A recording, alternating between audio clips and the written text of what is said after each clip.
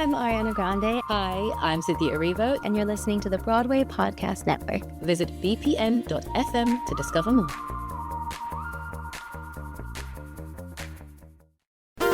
There's a cat over here. There's a cat over there. And the wrong one died. And the wrong one died.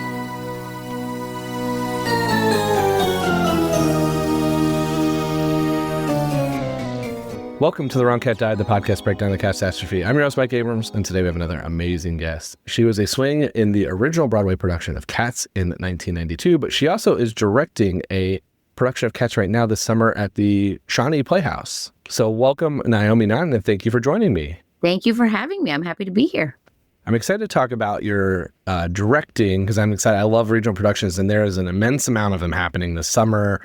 All over the country with all kinds of different themes and some fun stuff. So we'll get to that. But I got to start with, you were on Broadway as a swing. I want to know, what was your introduction to Cats? Because obviously you get cast into it, but had you seen it prior? Like, what was that history for you? That's a great question. So when I was 15, I took a trip to New York City. I'm from Southern California, so it was quite a long trip to New York City with the former drama teacher from my high school.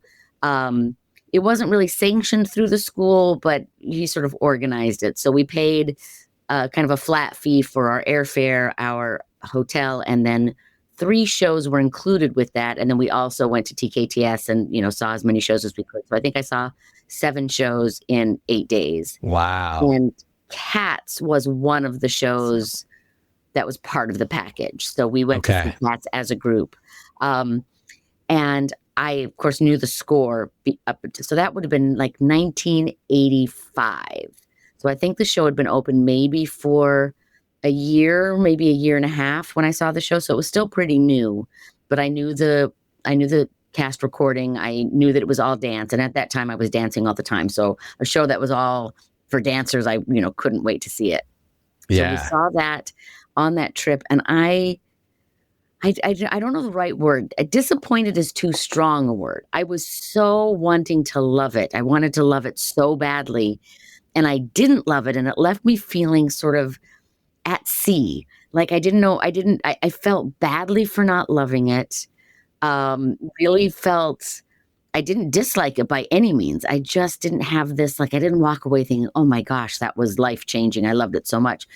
Where I did have that experience with other shows that I saw that week. Like I saw some other things that just blew my mind, changed my life. Funny enough, I know you've had her on the show. One of the shows I saw that week was Baby with Liz Calloway. She's a little bit older than me. So I was a teenager. She was a young adult. And when I joined the cast of Cats, many years later, she was my Grizabella. So that was a pretty cool thing to, my first trip to New York, I see all these Broadway shows, and one of the people that I see and I'm, blown over by, I then get to work with a few years later. So my first introduction to Cats was really seeing it on Broadway as a 15-year-old. Then my best friend was cast as Pounceville in the first national tour. And I used to go visit him all the time. So at this point, I'm about 17. So I would go out on the road, and I kind of would hang out in his hotel with him and, ride the bus to him from the theater with he and his friends. And I thought, I was so cool to get to be a part of this, tour. So I sort of felt like I was part of this group of actors. And around that time, I started auditioning for the show. So when I was still in LA, they'd have big open calls. You'd go, you tendu to fourth, double pirouette, and then they would make a cut. So like 20 people in a line, you do a double pirouette, they make a cut. I think my first time, I was maybe about 16. I made it through the double pirouettes. I got asked to stay and learn Copeland from the ball. And I got cut because I just was not ready. I couldn't keep up. Like I got the first, couple 8 counts, and then it was so hard. I couldn't do it. So fine, whatever. I don't get to stay. I don't get to sing. One of the times out on the road with my friend Matt, they were looking for a Victoria. And so I got to audition, sort of have a private audition with 1 or 2 other girls where I got to do the Victoria solo. Didn't get cast that time, but it was kind of a lark. It was sort of like, hey, you're in town and they're having auditions. Why don't you jump in? When I finally did get cast in 92, I had recently, I would say maybe a week or two before, had been called in by the same casting director for Les Mis, for Eponine. And then the stars sort of aligned. I know you didn't ask me how I got the show, but I was doing a production of A Chorus Line at Candlewood Playhouse in Connecticut. And two of the people in the show, our Paul and our Cassie, were on a leave from the Broadway production of Cats. One of the nice things, we're in a show for a super long time. Sometimes they'll let you go, and when you have a lot of swings. So they were both in that production. Right around the time I had this callback for Eponine, right around the same time somebody was leaving the show. So I went to a smaller sort of invited audition for Cats. And I think all of those things coming together, knowing two people in the show, having just auditioned for the same casting director, it all just, came together at the right time. So even though I'd auditioned previously with, mixed luck, that was kind of the one time that lightning struck. And yeah. I want to go back a little bit though, because, you said that you weren't in love with it after you first saw it compared to other stuff you saw. And I'm curious if you remember all those other shows, but my question though is more around as you're auditioning for it, and this is a profession, you audition for all kinds of stuff, I'm sure. Right. But how much was it like you didn't really love it? How much did you want it versus I wanted it bad. I wanted it bad. How do you internalize that as a performer, where it was like it's a show that you wanted to love, you knew the score, you went, and then you kind of were underwhelmed. Maybe I'm putting words in your mouth. But you didn't have it. You didn't enjoy it as much. But now it's like, I want this show. I'm gonna audition every year I can. What is that like? What was about it that made you really want to do it? That's a really good question. And, it's a couple of different things. And some of the answers are more artistic than the others. So artistically speaking, Cats is a great show for the performer. If you are somebody who is a dancer and a singer, that is a rare show, especially at that time, in the, late 80s into the early 90s, where you really could show people everything that you could do. It was a chance to show, look, I'm a fantastic dancer and I'm a fantastic singer, and this is a show where I get to do both. And also, a long-running show on Broadway is a great gig. I mean, when I got the show, I was engaged. We were planning a wedding, a show that keeps me in town, that's not closing anytime soon. I mean, that's the dream. That's the job you want. You want that solid job that isn't going anywhere, which also affords you the opportunity to audition for other things and to work on other things because you have that paycheck, you have your health insurance, you've got all that security. But really, as a performer, even though I didn't love watching the show, I knew I would love being in the show. I knew that would be a great experience. Could you pinpoint when you started rehearsing and learning the show what it was that you didn't like as an audience member that you now appreciate as a performer? I can say, I was a little bit disappointed in the choreography, and it sounds terrible because now that I know the choreography, I absolutely love it. But as a young teenage dancer, I don't know what I was expecting, but it was peculiar. It was something I'd never seen before. And so I wanted the dancing to be, I don't know if it wanted to be flashier or more balletic. I don't know what it was, but I was expecting something different from the choreography. And then just in general, I think a common theme among audience goers for the show is it's hard to follow. The stage is dark. You don't know what they're talking about. There was a local production, I don't know, maybe 15 years ago, 16 years ago, and my kids went to see it. And in intermission, they said, when is something going to happen? Yeah. There's no, act one ends. There was no big cliffhanger. There was no now what? Is something finally going to happen? So, I thought of myself as a savvy theater goer at 15 years old, but, I don't know I wouldn't say it was over my head. I was expecting more, but I don't know what. I couldn't put my finger on it. It's so interesting. But now, it's interesting directing the show.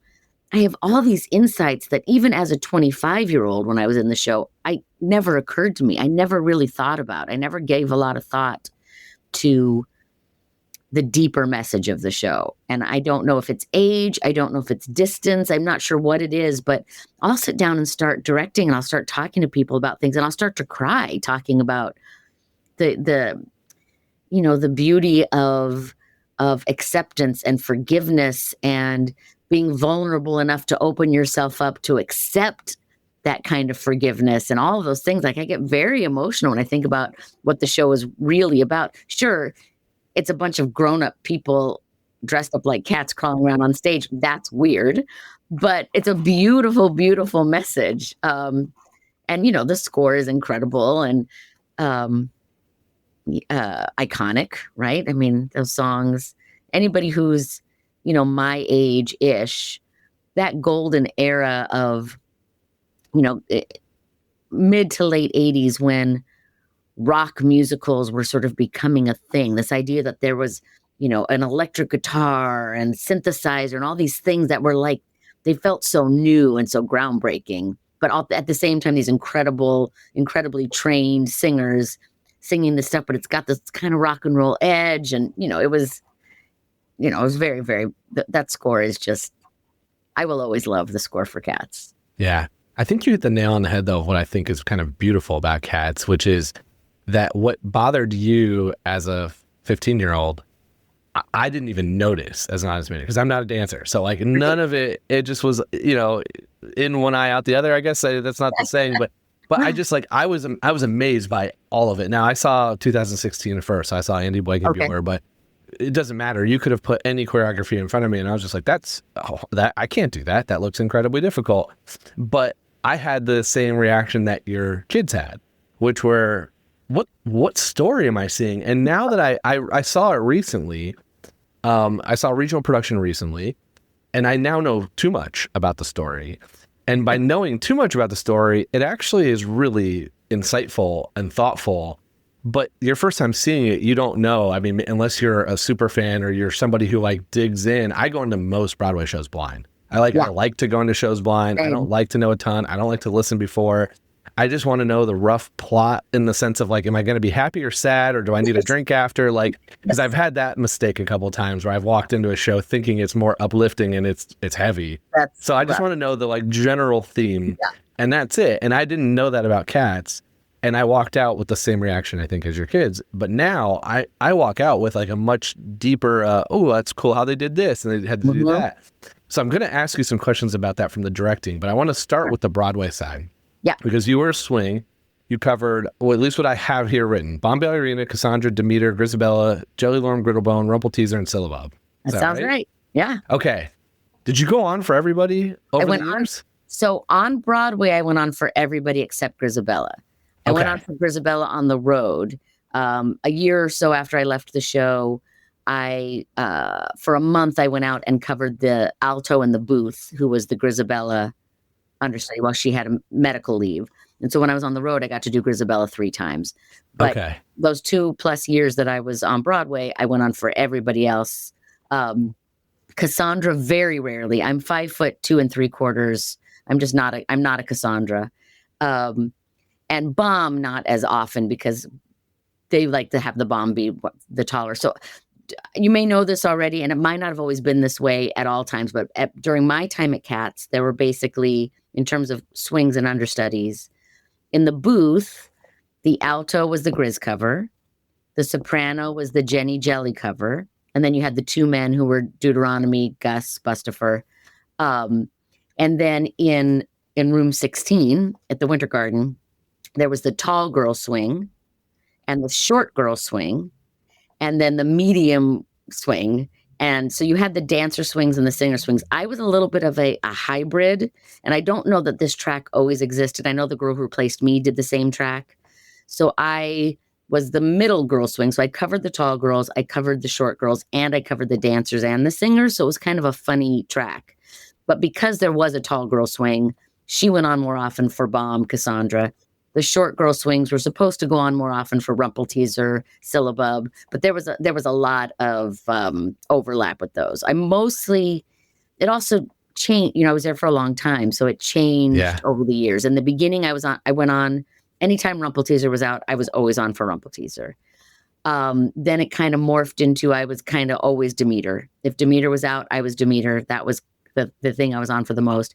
And then towards the end, I was going on a lot for Jelly Lorem, which was a lot of fun after being kittens and being thrown around and doing double cartwheels and all these things. It was great to like lounge around, sing some high notes, lounge around some more. Not that Jelly doesn't have a difficult track, but it's easier than some of the more acrobatic little kiddie tracks. So that was really fun. In fact, when I left the show, I left to do another show. They let me go on for my last day, and they let me choose who I wanted to go on for. And I chose Jelly just because it's such a pleasure to not work as hard in the ball, to get to sing all that fun stuff in Act 2. So that's what I chose for my final show, was to be on. You didn't choose Grizabella? Well, like that, I wasn't allowed to choose Grizabella. No, okay, that wasn't a choice. Okay. That was not offered to me for my final show. Yeah, okay. So I want to hear a little bit about, because as a swing, you have to prep for all of the different characters, and there's like the technical side of the like be in the right place, do the right kicks, the right motion, sing the right notes. But then there's also the storytelling side. Mm-hmm. And I'm always curious about that part of it, of like, how much did you try to develop the character development when you covered everybody, basically? Yeah, that's a great question. Some of it is dictated to you. We are, Suzanne Viverito, our dance captain, is a phenomenal, incredible person. She knows cats inside out, upside down, backwards. She put me into the show. And as a part of learning the show, you also learn those relationships and those stories and who each character is to one another. Also, the first thing that happened after I signed my contract is I sat in the stage manager's office, and our production stage manager, Bruce Hoover, told me the story of Cats. No, so not just the plot, but also all of that canon, all of those, who likes who doesn't like whom, and why, and what all those things are. So you go into it sort of knowing all of that. And then when you're on for somebody, there's this fine line where you don't want to throw off the other actors too much by doing, and it's not, obviously you're going to do everything that has been choreographed and staged for you to do, but those little in-between things, there's a lot of freedom in Cats, right? You need to be here at this point and here by this point, but everything that happens in between, you have some freedom to fill. As a swing, you want to make that your own, but there are also those moments where that actor is used to you tapping them on the shoulder at that one moment. And you want to find out from your fellow actors, do you want me to do the show that you are used to Christine doing? Do you want me to do Christine's show when I'm on? Because I watch the show every night, or, a lot of the nights in the beginning. Do you want me to do all those little bits? Or should we make up our own stuff?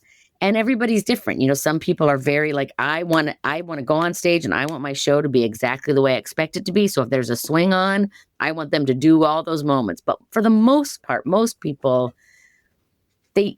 you relish having something different when you're in a long running show. Yeah. 8 shows a week.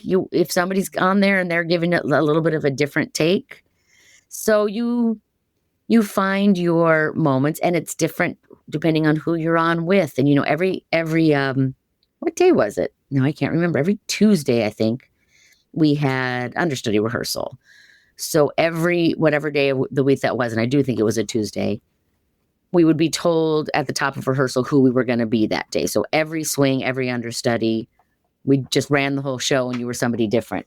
So during those rehearsals, you kind of develop some things, but you're not on with those same people when you go on all the time. So you kind of, you feel it out. You get the sense of, can I play around with this person, or does this person expect me to do it exactly the way they expect it to be? And you just kind of, you have respect for that, and you get your chance to goof around, and not goof around, but play around, play with those. There's so many moments where you get to bring your own thing to the show.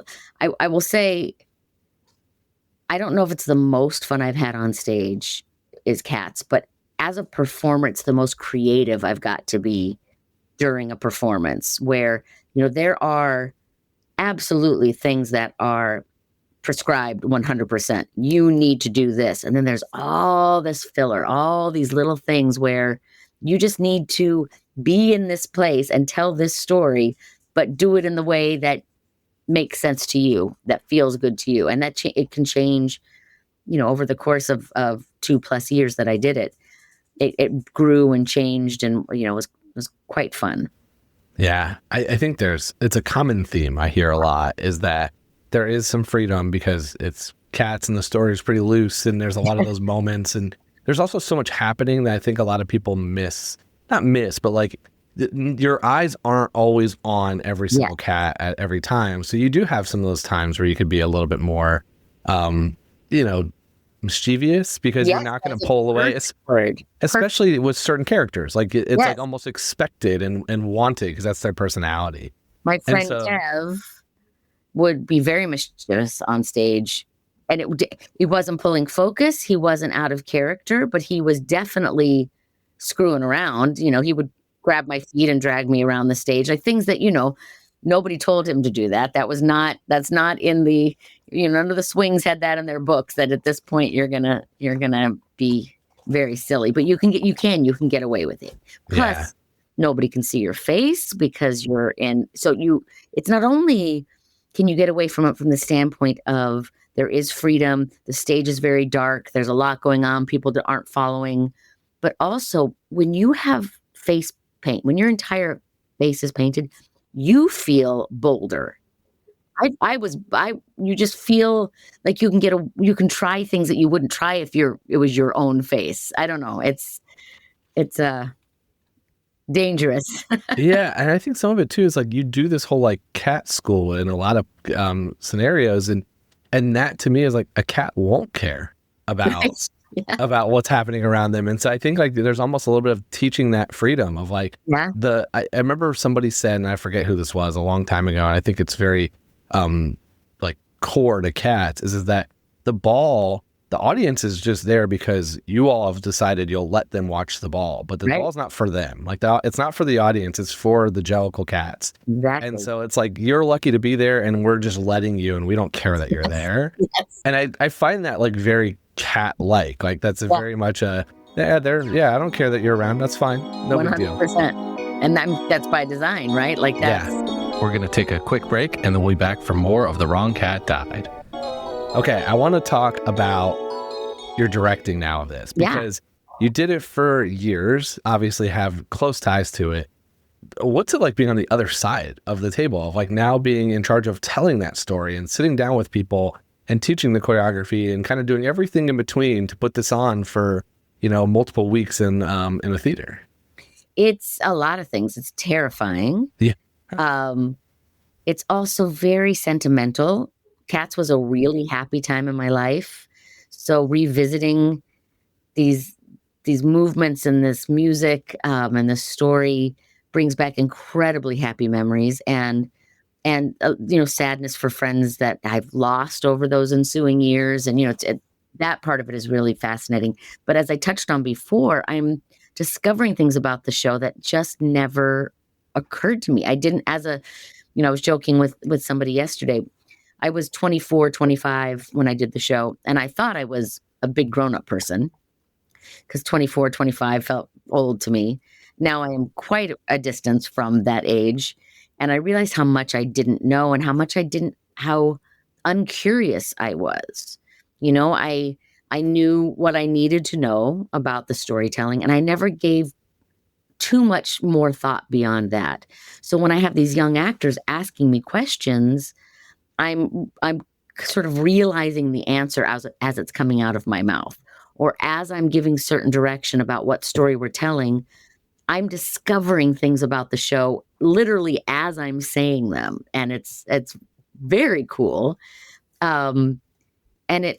I think it makes it easier. I always like to tell people why they're doing something. And I like when a director tells me why.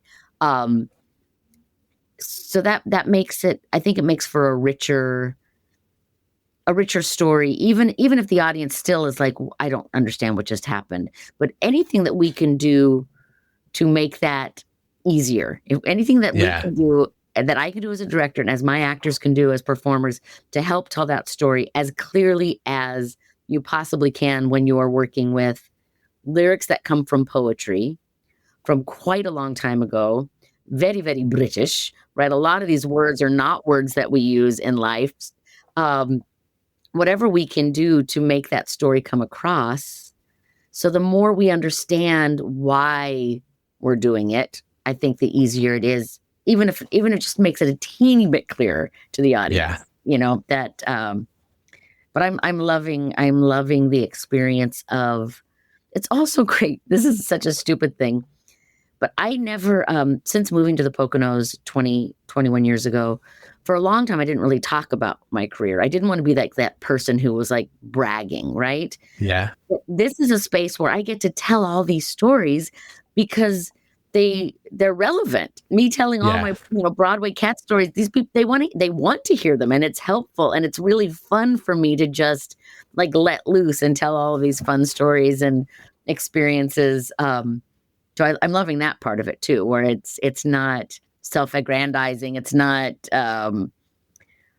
embarrassing to watch me like, oh no, she's, reliving the glory days. Exactly. Yeah, it's those moments. Is there anything, because like it's interesting to hear you say that you're like when you did it, you thought what you need to know and a little bit, like obviously, but you didn't go into the depth of that. And I think that some of that might be even, I feel like when I've talked to people who've done it in the 90s and really pre-social media time, there wasn't so much of these theories being thrown into your face like there is now, where there's just so much kind of constantly creatively coming out, like this show and all these other like incredible artists that do stuff that I know happened in pockets, but it was much less. Yeah. And so is there anything that you've like, what are the things that have kind of been the aha moments as a director that's like, I didn't think about that at all as a performer, and now that I'm saying it to somebody, it really is sticking out as a core part of the show? I think for me, and I touched on this a little bit at the beginning, this really came out when I was working with my Grizabellas, and I think Eric told you that we have 16 different Grizabellas for this. Yes. So I've had these two separate sessions where we've talked about the story of cats, who Grizabella is within that story, and then, get them on stage. And it was while talking that through where I really understood why, at least in what I have come to understand, what I have come to believe, why Victoria finally touches Grizabella at the end and why everybody else feels like they can touch her. And when she first enters, she doesn't quite know what to expect. She knows she's not welcome, but she doesn't know right away how they're going to react. And the first reaction is very visibly, physically, you are not welcome here. Jelly Lorem shoos the kittens away from her. Munkastrap stops her in her tracks. It is clear immediately.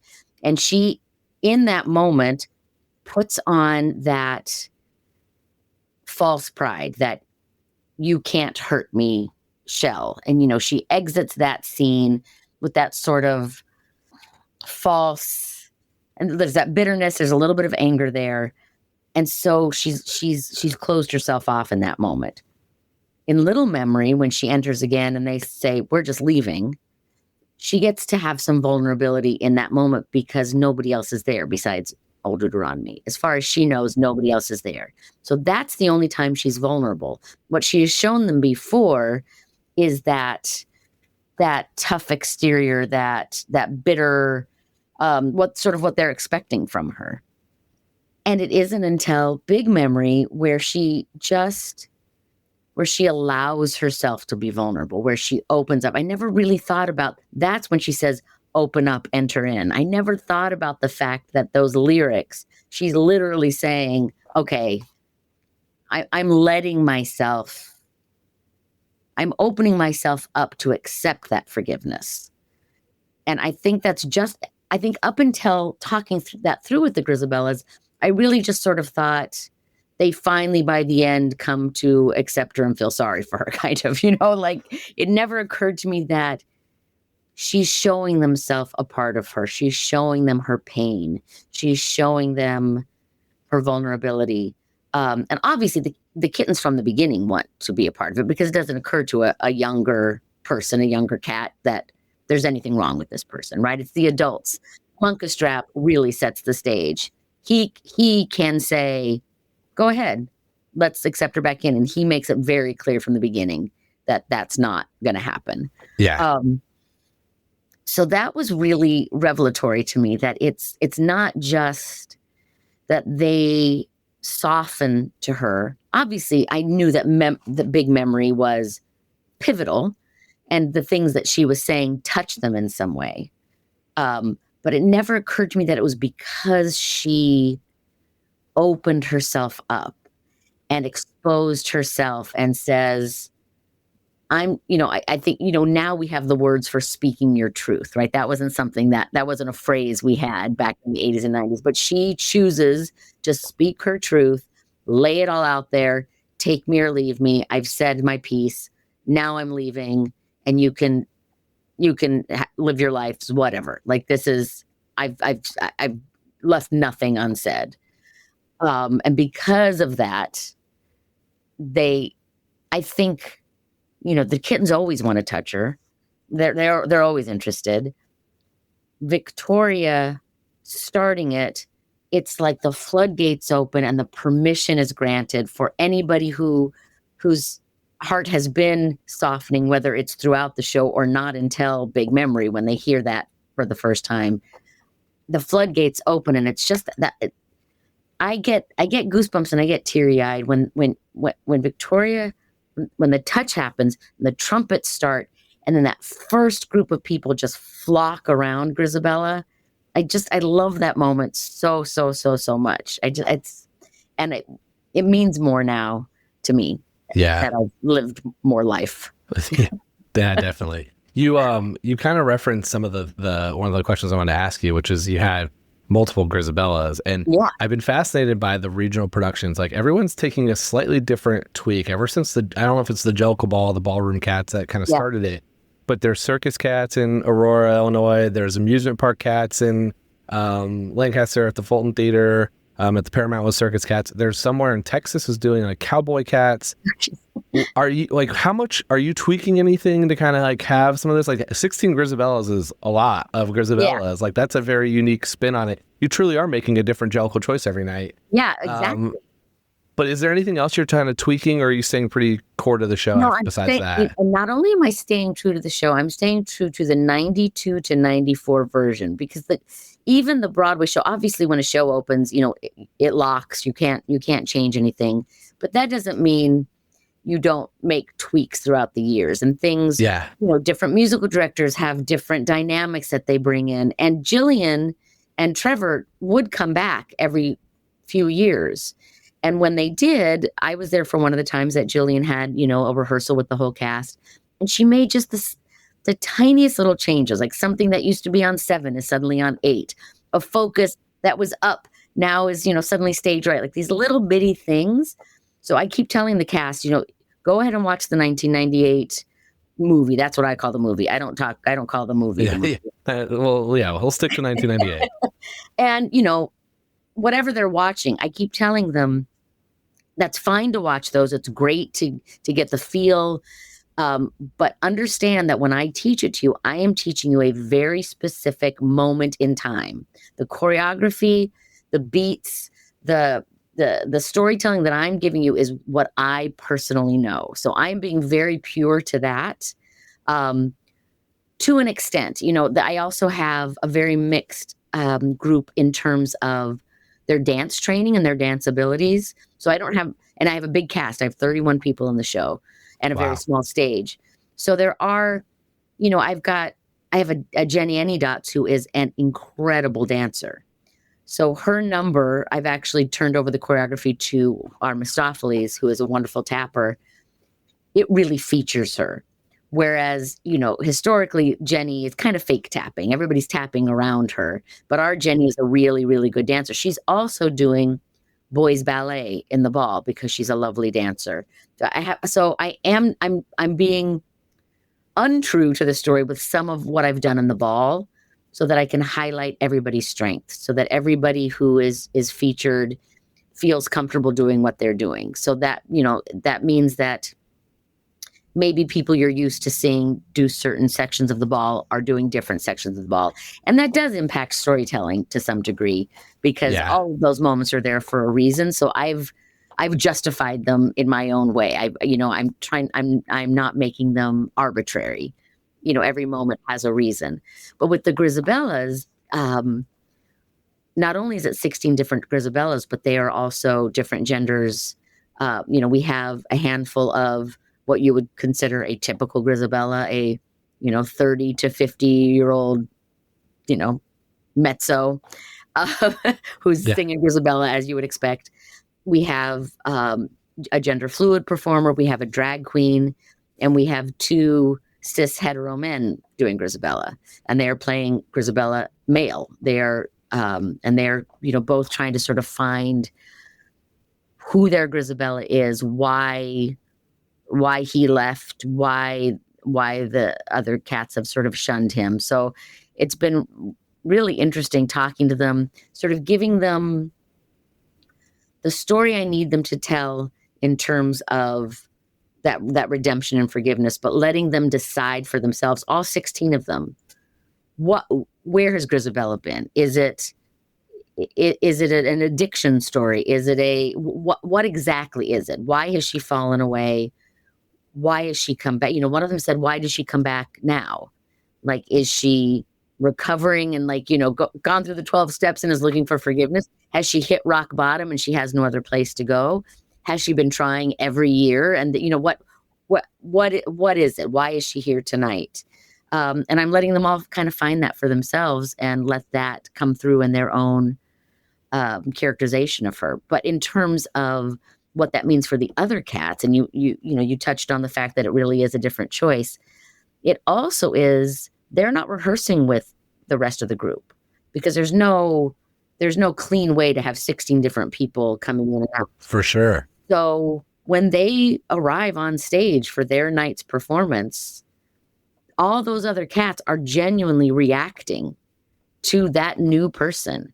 And that Grizabella also is not getting a put in with all of those people. I've told them, you're only going to get as far on stage as Munkustrap allows you. When a kitten reaches to you, you're going to reach back. So they are really reacting to what is genuinely happening to them in that moment. You need to get stage left by this point, and you need to get here by this point. But everything that happens in between there is going to be dictated by what these other cats are doing to you, how they are responding to you. That makes for a really, really interesting experience for both the Grizabella and for the other Jellicle cats.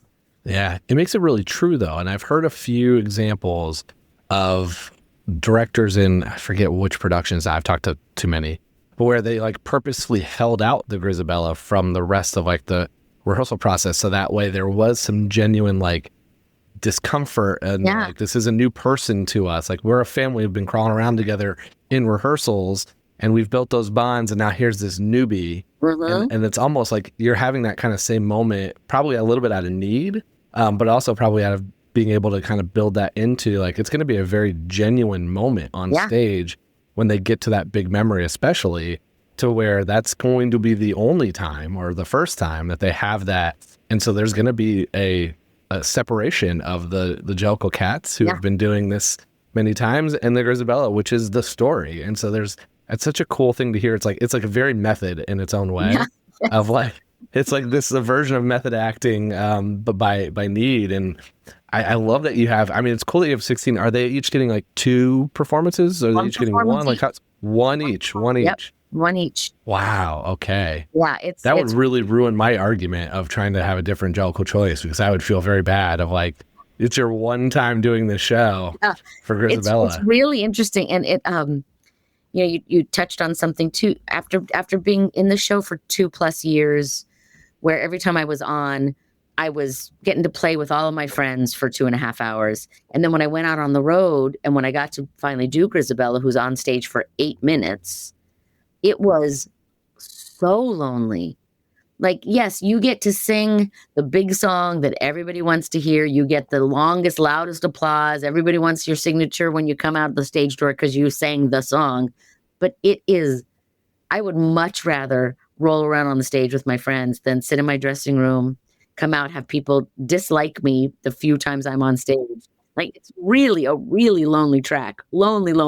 It's also funny. You talk about the method acting and, and a company that did that on purpose, but it's also so unnecessary too, right? Like when I think about Liz Calloway, who was our Grizz, who is the warmest, funniest, lovely, and her dressing room was right at the top of the stairs. You walk up the stairs, her room's open. She's, we had no problem shunning her on stage and then, loving her off stage at all. So, it is a you're way. all performers, like you're actors at the end of the day. If you can't do that, like then you're in the wrong profession. So yeah. But it is interesting. It does add something really interesting. It does add a really cool element. And so I asked, and you do have a different, it's not the cowboy and circus and amusement park cats, but like that is a very different angle, and having a different, I've never heard of a male Grizabella, at least to my knowledge, and all these other parts, like that's really cool. So my one question before we go to the rapid fire though, is because I'm very curious about this I'm going to say the average Cats fan. So I'm going to take like a me out of it, and our super fans that listen to it out of it. If someone has watched the 1998 movie 2 or 3 times, like they've seen it, they understand it, they know Cats, they're not going in cold. How much will they notice of difference between 1998 and your 1992 to 1994? Like, is there stuff that's like really obviously different, or is it for the average person, it's going to be what they're used to seeing? To me, it's obviously different. Like in preparing for it, I'm watching with, why are they doing those arms? Right? Like it is definitely things that only somebody who's done the show at a particular time is going to go, oh, that's weird. Why are they doing it that way? But no, things that are cut, that little things are cut from the 98 that I don't know why they're cut, things like that. But no, it's pretty true to that very basic story. All those characters are the same type of character. All of the songs are the same songs. The choreography is very, very close to the same. It really is subtle differences that, only make me twitch, because to me, I will often say to my cast, well, if you watch that number, it's wrong. That number's wrong. Now, of course, it's Jillian's choreography and Jillian was involved, but to me, it's wrong. It's not what I learned. So to me, that's wrong. And that is an interesting piece of this, the Cats fandom to me, is as someone who doesn't know choreography at all, you could put any of it in front of me and it would be, to me, I know the story, I know the characters, I know the plot, and I understand like what's coming in what order. And I'll notice those like looks. I'm like, oh, they're not supposed to be friends, like that type of stuff. But there are some purists of like the fandom in terms of choreography of like, Andy's was blasphemous, as talented as Andy Blankenbuehler is, brilliant choreographer. Yeah. That was not Jillian's. And so like there is this kind of almost that thing. And so I am curious, and maybe if you're one of the listeners, because I know I have some listeners that would probably know this. If you're one of the listeners that hears this and you know the differences between 92 and 98 and vice versa, like you can like pull those out. I'm curious like what stands out. And so I'd love to hear, shoot me a message. Y'all know how to reply. I love everyone who sends me notes. So, because that's such a unique part. Share those with me when they come in. I'll be very curious. I will. Okay, let's do some rapid fire here to close out, and then we get to the $1 million question. I didn't have a chance to listen to a previous podcast. So what is this like? Oh, it's easy. Okay. So if you could go on for one cat any night, doesn't matter if you could do it. I mean, you played most of them, but if you could do male, female, doesn't matter. Who would you want to go on one time as? I mean, I think Demeter. I think her track is just absolutely fantastic. I love Demeter. Who are your favorite and least favorite cats in terms of who would you want to hang out with and who would bug you to hang out with, personality-wise? Oh, that's so funny. Who would I love to hang out with? Oh my gosh. This is hard. Tugger. Love to hang out with Tugger. Who would you least likely to, who's the one that's going to bug you? Oh my gosh. Pounceville. Okay. Favorite song in the show? Oh no, that's impossible. You can't ask me that. You can give me a couple. I'll let you have a couple. All right, let me flip this for you. What's the one stuck in your head right now most often? The opening. I love the opening. Local songs for Jellicle Cats. That's a freaking great song. I mean, it really is a great song. I also really, really, really love Gus. I mean, as a Jelly Lorem, of course, it's great. Okay, I love the idea of like just the gender bending Grizabella a little bit here.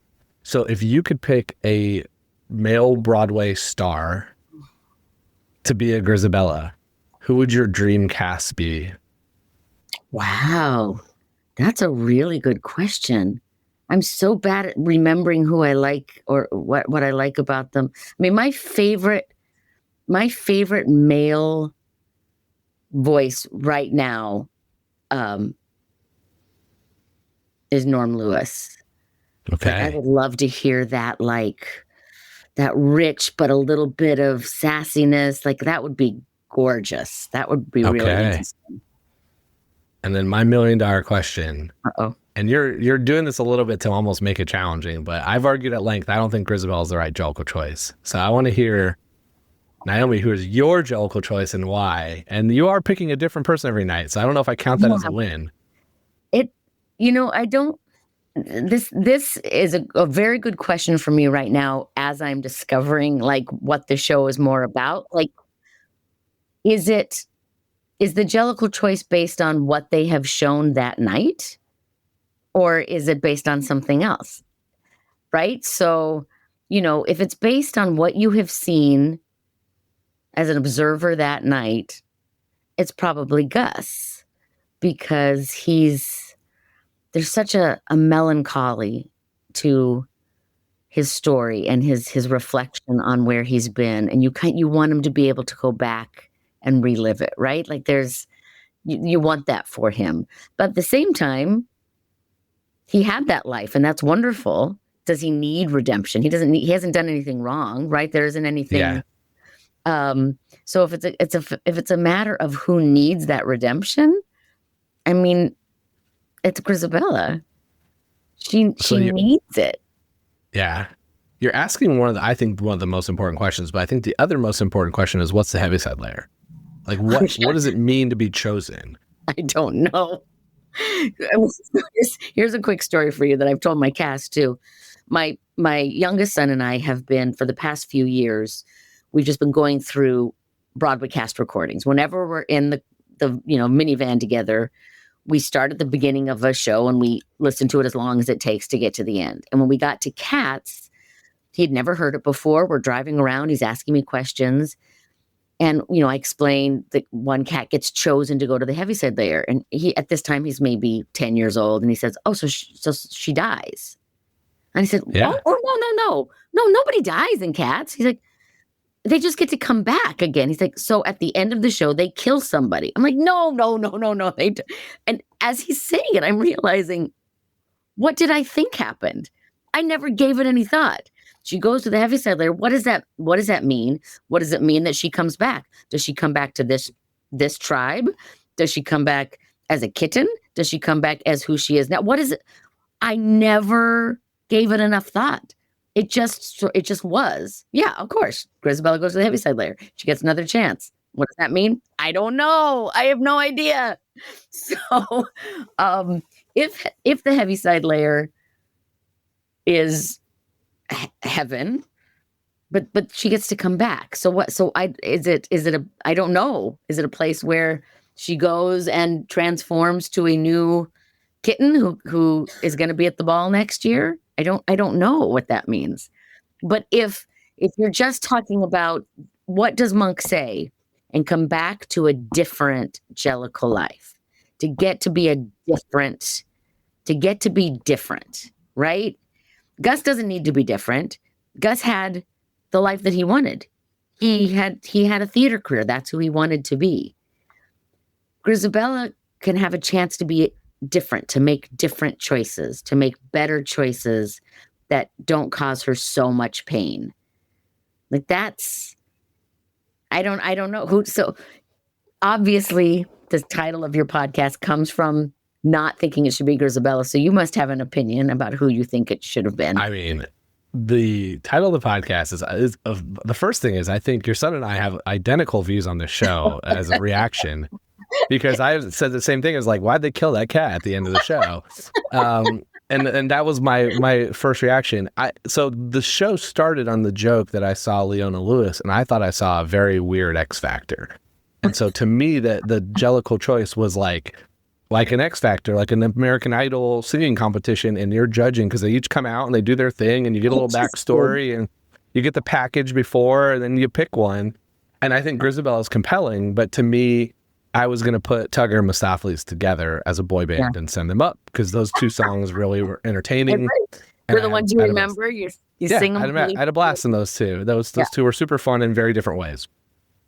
The more I thought about the question of the Heaviside Layer, and this is where I have seen some creative liberties that I think really turns this on its head. Like I've seen a Grizabella in the Circus Cats where I think it'll be over by the time this comes out, so I won't spoil it, but she goes up to the Heaviside Layer, and then a younger performer of a Grizabella comes back down. And so it doesn't feel so finishing, like she's rejoining the tribe, because my gripe with her choice mostly is that she has this redemption arc, which I love. You get this like, welcome back to your family. And then it's like, cool, we're going to now kill. Bye. And so it's like, let her go next year. Give her one more year with the family. Let her have some birthday parties and some fun. And like, she finally has that acceptance back. And I think the only counter to that would be is if you don't think she's going to make it a year and like that, like she's on her deathbed and you have to. But I would pick Gus and I would send her next year. And I like the idea of somebody a long time ago told me that they think that every year there's like the last year's choice is now reborn as a kitten in the new one. And Victoria was actually last year's Jellicle choice. And now she's entering back into the tribe as the youngest. And so I like if you're thinking about it from that angle, then sure, maybe you could then put Grizabella, because then she's coming in as a young kitten back into her family with like live number 6 of her 9 lives or something like that. Yeah. But that's been my case. But you never really gave me your answer. Is it Gus or Grizabella? What am I marking you down as? It's Grizabella. It's Grizabella. Okay. But that's an interesting back to the Victoria thing, because Victoria's the belle of the ball, right? Victoria's going to mate for the first time. She's the most beautiful.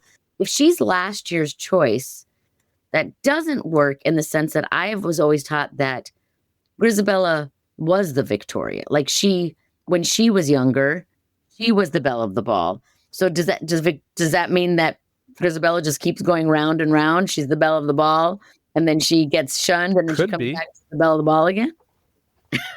So that's where I think the world building of Cats is so fascinating to me, because you could say that the Victoria Grizabella's a warning to Victoria of don't go down my path.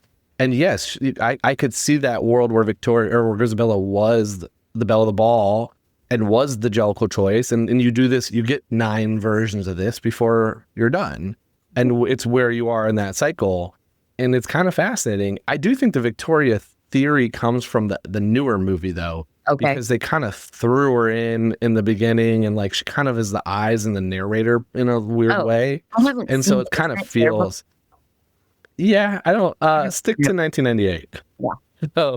So I think that's where that idea came from, at least. But it is kind of a unique thing, because you could fill in a lot of these different things, and again, they're not material to the arc of what you're seeing in the 2.5 hours, but you could add to a lot of this, and you could have different versions of this, and you could fill in a lot of blanks. So I love hearing you say, you let your Grizabellas figure out where they went, because they could come back and say they were in their 12-step program. Or I had always, one of my jokes is I really thought she was like the Bald Britney, Spears moment. Like she was at that point in her life, and she had her, redemption, although I'm not sure if she's going back, but there could be that version. Like there's a lot of ways you can kind of play with what happened. And again, none of it really makes a difference besides maybe a look here or a movement there or something that's going to, again, what I think allows you to build into your own performance, which I love.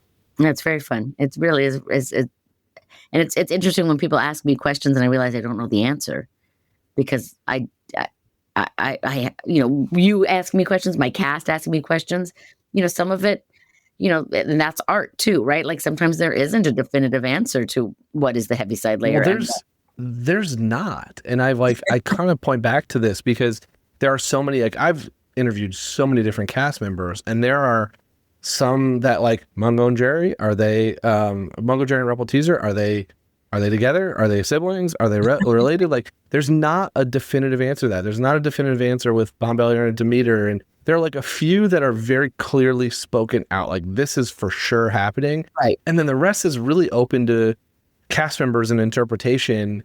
And so there's like, you could ask a bunch of different people who have done variations, and they're going to give you a different answer on a lot of those things that somebody might say like, oh, it's core, I learned it this way. Right. And I always go back to, I made a joke a long time ago. I made a meme about Bombellier and Demeter being lovers.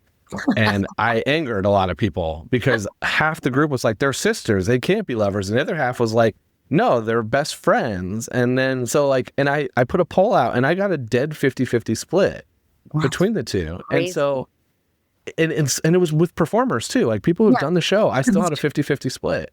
So there is some stuff where I can always think like, even with my doesn't matter. Yeah. And my fellow castmates, we have a group chat on Facebook. And when I was starting this process, I was asking them some questions. Like when we were having our first, we didn't have a read through because there's nothing to read. So I told everybody the story. Yeah. And I wanted to make sure I hadn't forgotten any like lore. So I gave like a list of things that I knew to be true. And like some of them were like, oh, well, I heard it this way. Now we all were in the show at the same time. It just depended on who was the person who gave us, who was the stage manager at the time. One of them said I was like, were Munkastrap and Grizabella a couple? Some were like, oh yeah, definitely. And others like, oh no, never. And, some say that that Munkastrap and Tugger are Deuteronomy's sons. I was like, I've never heard that in my life. That's totally with McCavity. Those are the three sons. Never heard that. That was new to me this year with my friends telling me. I also thought that I had been taught that the ball, that Victoria was going to be chosen, that this was her night. She was the belle of the ball. But I think I got that misconstrued with it's her night because she's going to mate for the first time. Yeah. I think I just got all that a little mixed up. Because I also was not a Victoria. So I didn't learn all of, her little lore that, everything that's happening for her that night. Yeah. She has a different show. Yes. She has a different show than most.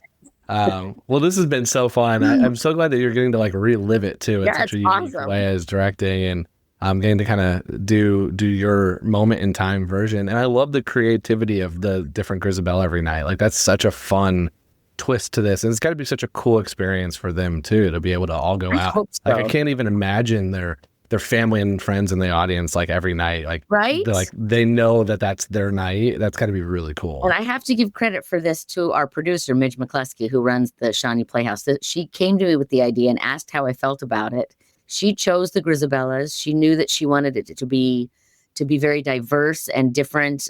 So she came up with the idea, and then I, as a director, kind of came up with how do I make that work with this cast and with these people. So I want to make sure she gets the credit for the idea. And I'm just, I'm running with it. Amazing. Well, I hope everything goes amazing. This will come out after, so we'll all be celebrating by the time people hear this. And hopefully many people get to go see it too and get to experience it live. Awesome. This has been a great conversation. Thank you so much. I've really enjoyed it. Yeah. Thanks for coming on. And thanks everyone else for listening to this episode of The Wrong Cat Died, the podcast breakdown the catastrophe. To follow along, you can subscribe on Apple Podcasts, Spotify, or any other podcast. Follow us on social media at The Wrong Cat Died, or check out our website, thewrongcatdied.com.